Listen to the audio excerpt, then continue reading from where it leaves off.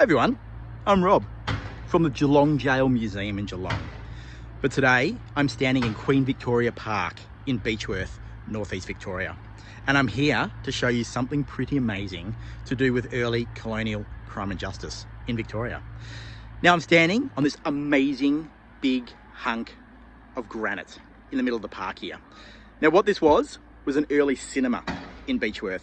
Locals would actually sit on this rock and actually watch early silent movies on this platform just here. You can imagine where this foundation is where the screen was. So wacko, pretty exciting. But what I wanted to show you is these cannons. There are two amazing old cannons on top of this rock. And this is where history becomes alive, becomes interesting.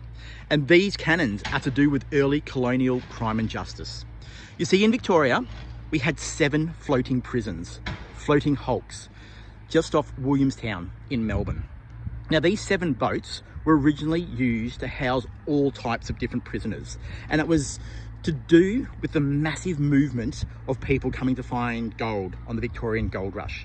And before the jails could be built, the easiest thing for the government to do was to house prisoners in these boats.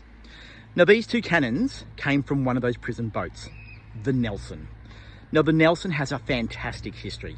You see, the Nelson was actually the largest wooden navy boat ever made in Britain.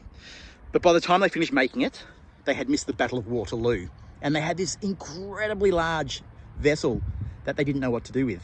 So they actually donated it to the colony of Victoria, and it became one of our first naval vessels where they trained our very early navy, which in itself is really interesting. But when they built the Cerberus, which became our main naval ship in Victoria, it was donated and it became an industrial school for wayward boys. That's right. They actually put boys the age of 10 on this floating prison. Wacko. This is incredible. And they were there from 1864 until 1876. What a way to house young offenders. Now these cannons, both of them, came off the Nelson. The Nelson, in fact, had 226 cannons, and they were actually given away to anyone who wanted a cannon. Wow. I know I'd get one now if it was up for grabs. But basically, the condition was they would give it to a town for a memorial, a war memorial, or for this case, possibly even for the death of Queen Victoria. And it just was up for the town or the community to raise enough money to actually have them brought from Melbourne.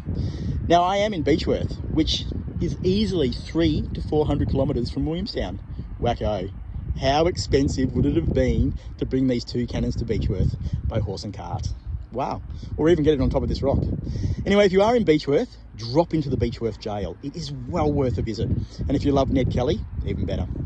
And the Beechworth Bakery has the most amazing Ned Kelly pies, also recommended. And if you are in Geelong, please drop down and say good day at the Geelong Jail Museum, because the whole team at Geelong Jail Museum just loves sharing the history of early colonial crime and justice.